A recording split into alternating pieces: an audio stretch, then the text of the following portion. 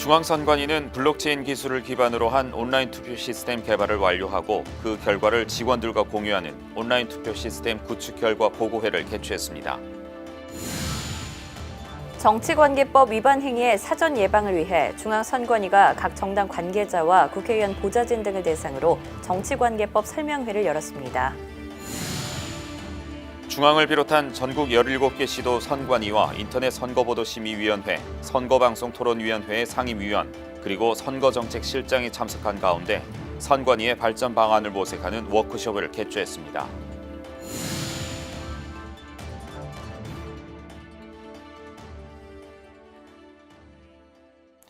시청자 여러분 안녕하십니까? 한국선거방송 뉴스입니다. 중앙선거관리위원회는 블록체인 기술을 기반으로 한 온라인 투표 시스템 개발을 완료하고 민간 분야의 투표 및 설문조사에 이를 시범 실시하겠다고 밝혔는데요.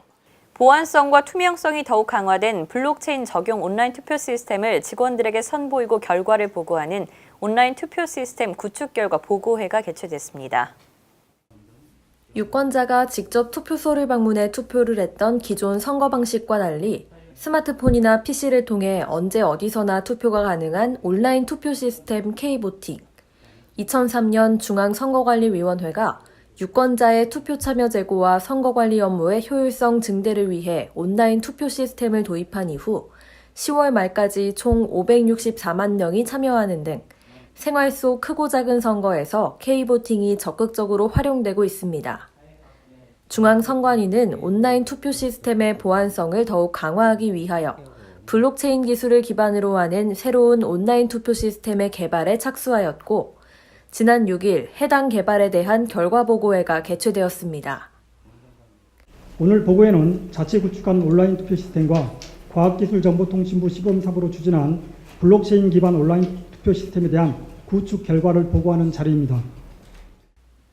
박영수 사무총장과 김세환 사무차장이 참석한 가운데 실시된 블록체인 기반 온라인 투표 시스템 구축 결과 보고회는 온라인 투표 시스템의 발전상과 비전, 그리고 블록체인 도입 기술 개발에 대한 발표로 진행되었고, 참석자들이 현장에서 블록체인 기술을 기반으로 한 온라인 투표 시스템을 구현해보는 시간도 함께 진행되었습니다. 이날 보고회에는 선관위 직원들이 다수 참여해 새로 구축된 시스템에 대한 관심과 열의를 확인할 수 있었습니다. 한편 중앙선관위는 이번 블록체인 기반 온라인 투표 시스템의 시범사업 성과를 바탕으로 온라인 투표의 공직선거 도입 기반을 조성하는 한편 해당 시스템을 민간 분야 중소규모 단위의 의견 수렴 등에 시범 적용한 후 점차 확대할 계획이라고 밝혔습니다.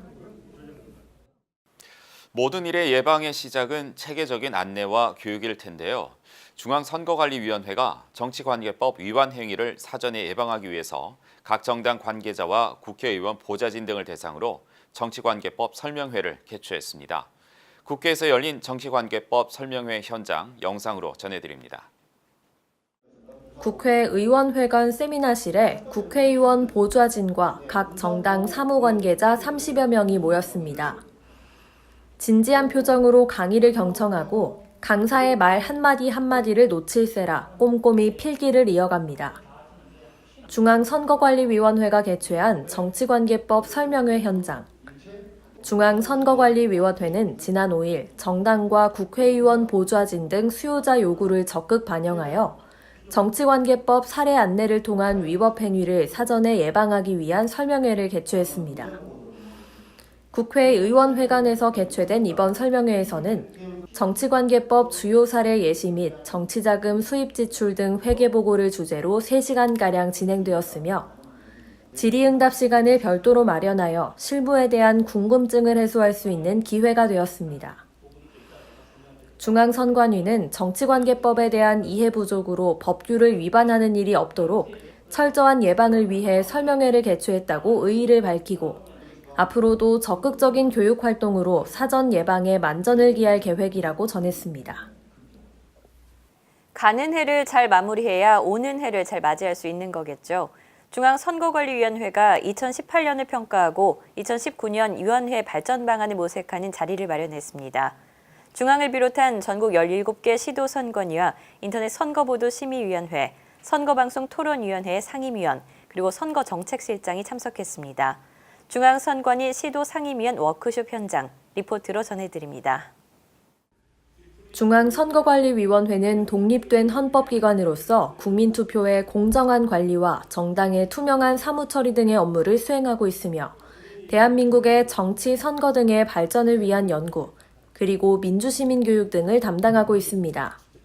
우리나라의 민주주의 발전을 위해 노력하고 있는 선관위의 전국 17개 시도상임위원과 선거방송 토론위원회, 인터넷 선거보도심의위원회 상임위원, 그리고 중앙선거관리위원회 문상부 상임위원과 신우용 선거정책실장이 워크숍에 참여하여 2018년 한 해를 평가하고 2019년 선관위의 발전 방안을 논의하는 자리를 가졌습니다.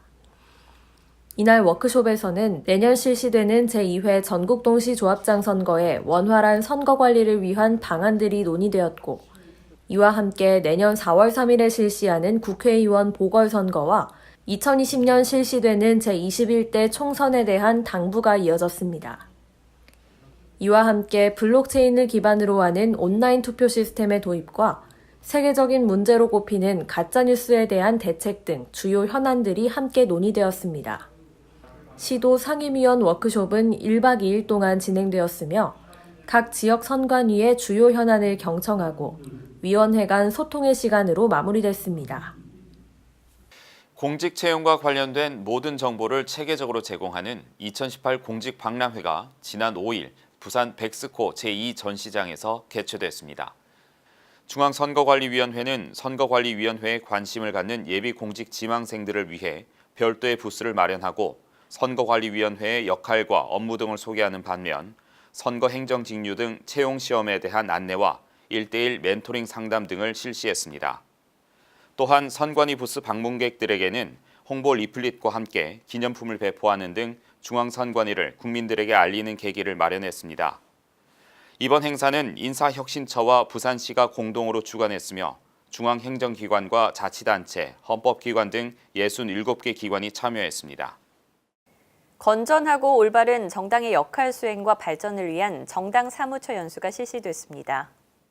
지난 4일부터 5일까지 곤지암의 한 연수원에서는 더불어민주당의 경기지역 사무국장단 100여 명을 대상으로 연수가 실시됐으며 3일부터 8일까지 고성과 홍천, 부안에서는 바른미래당의 여주 양평 핵심당원 200명, 관악을 핵심당원 200명, 군산지역 핵심당원 200여 명 등 총 600여 명을 대상으로 각각 1박 2일간 핵심 당원 연수가 실시됐습니다.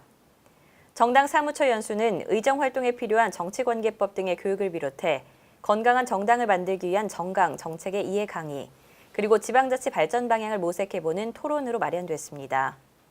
한편 선거연수원은 건전하고 올바른 정당의 역할 수행과 발전을 위해 정당 사무처 연수를 수시 개최하고 있습니다. 이어서 간추린 뉴스를 전해드립니다.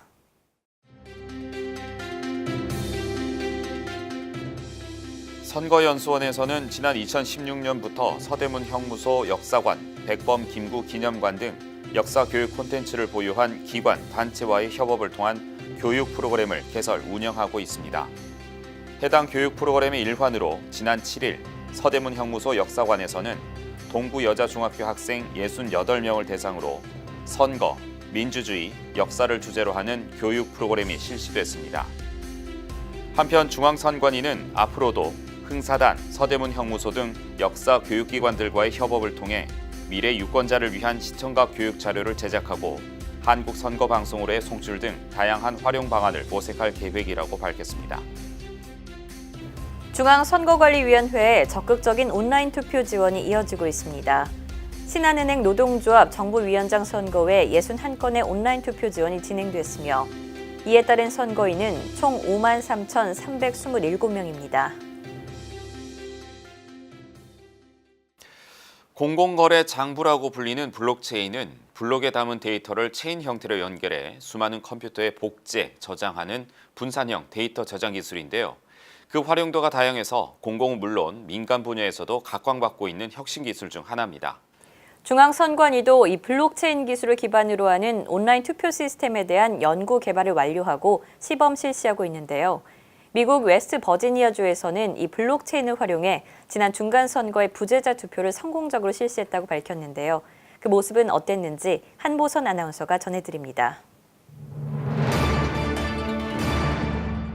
요즘 블록체인이란 말을 심심치 않게 들어보셨을 겁니다.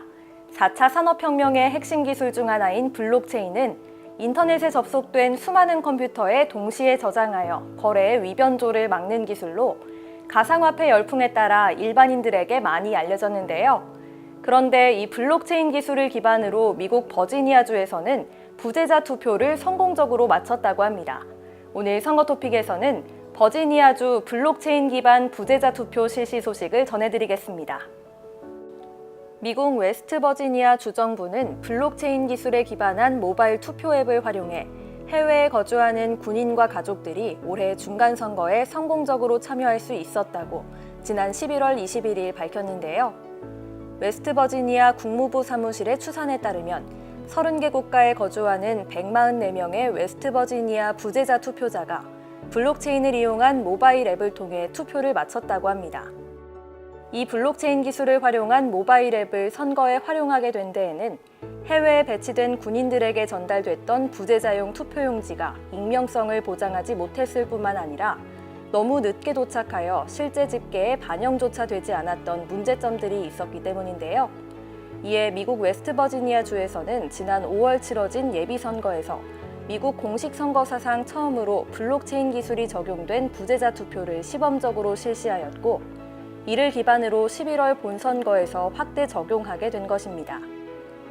웨스트 버지니아주는 해외에 배치된 군인들이 부재자 투표를 하는데 보스턴의 스타트업 보아츠가 개발한 앱을 이용했으며 2, 3개월에 걸쳐 투표 결과에 대한 감사를 시행하고 그 후 감사 결과를 공표할 방침이라고 밝혔는데요. 웨스트 버지니아의 국무장관 맥 워너는 모바일 투표 앱이 미래의 대세라며 만약 이 기술이 없었다면 이들 군인 및 국민 가운데 많은 수가 민주주의에 참여할 기회를 갖지 못했을 것이고 이 기술이 번거로운 부재자 투표 과정에 안전한 대안이 될 것이라고 말했습니다.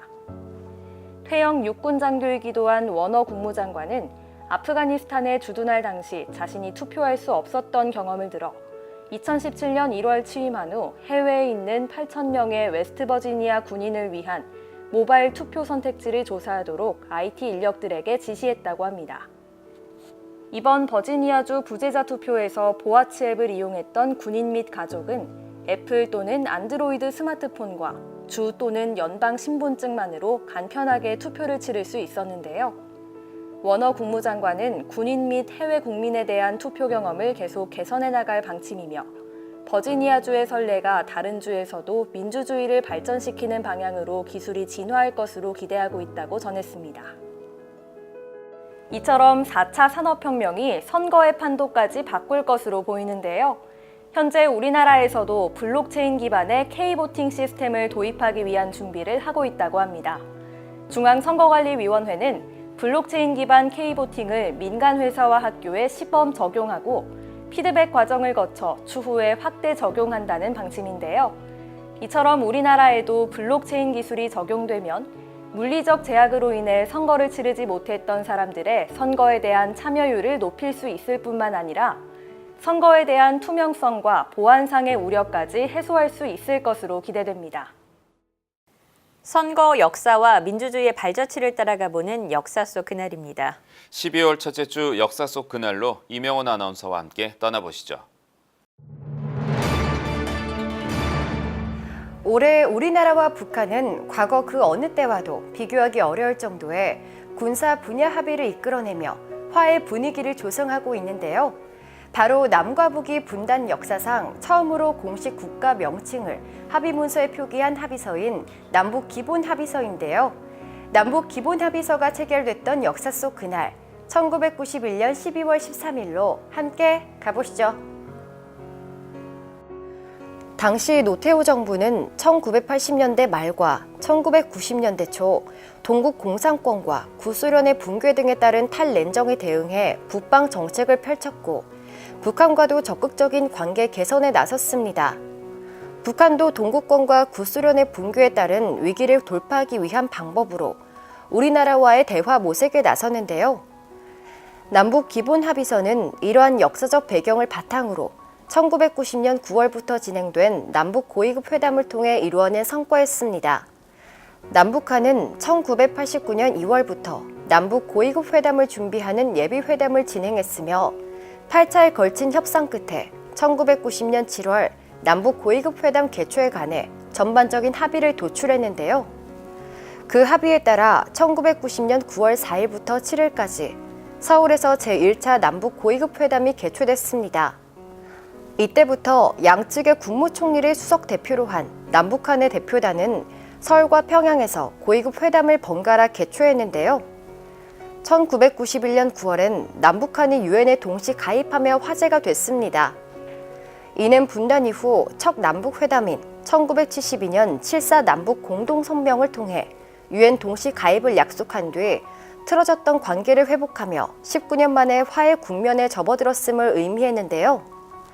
이후 1991년 12월 서울에서 개최된 제5차 남북 고위급 회담에서 양측은 남북 기본 합의서의 전체 내용에 관해 합의했으며 1992년 2월 평양에서 개최된 제6차 남북 고위급 회담에서 기본 합의서의 양측 수석 대표가 서명하고 그해 9월 제8차 고위급 회담에서 최종적으로 세계 부속 합의서를 채택함으로써 효력이 발생하기 시작했습니다. 당시 언론은 남북이 화해하고 교류 협력의 새 시대로 진입했다고 높이 평가하기도 했는데요. 이 기본 합의서의 정식 명칭은 남북 사이의 화해와 불가침 및 교류 협력에 관한 합의서이며 남북은 당장 통일이 불가능하다는 공동 인식 아래 서문과 함께 남북 화해, 남북 불가침, 남북 교류 협력 및 수정, 발효를 내용으로 4장 25조문으로 구성되어 있습니다. 이 합의서는 특히 남북 양측의 국호와 서명자의 직책을 처음 명기함으로써 상호 인정의 토대를 마련하고 남북 관계가 정상적으로 접어드는 기틀을 마련했다는 평가를 받고 있습니다. 이처럼 남북한이 상대방의 실체를 인정하고 민족 공동 발전과 점진적 단계적 통일을 실현해 나갈 수 있을 것이라는 기대와는 달리 1993년 북한이 핵 확산 금지 조약에서 탈퇴한 이후 합의서 내용도 남북관계도 다시 원점으로 돌아가는 듯한 분위기였는데요. 그러다 1998년 이산가족 상호 방문 성사와 함께 다시 화해 분위기가 조성되면서 남북 기본 합의서는 2000년 6.15 남북 공동선언과 2007년 14선언 등 각종 남북 합의의 토대가 되었습니다. 모든 인간은 태어날 때부터 자유로우며 그 존엄과 권리에 있어 동등하다. 세계인권선언 제1조의 일부분입니다. 국제인권법의 토대가 되고 있으며 수많은 국제조약과 국제선언의 본보기가 되고 있는 세계인권선언이 반포된 지 올해로 70주년이 되었습니다. 인간의 기본적 인권을 국제적으로 보장하는 세계인권선언이 반포됐던 역사 속 그날 1948년 12월 10일로 함께 가보시죠. 전 세계는 두 번의 큰 전쟁을 치르며 많은 몸살을 앓았지만 그 어디에도 인권에 대한 명확한 규정은 없었습니다.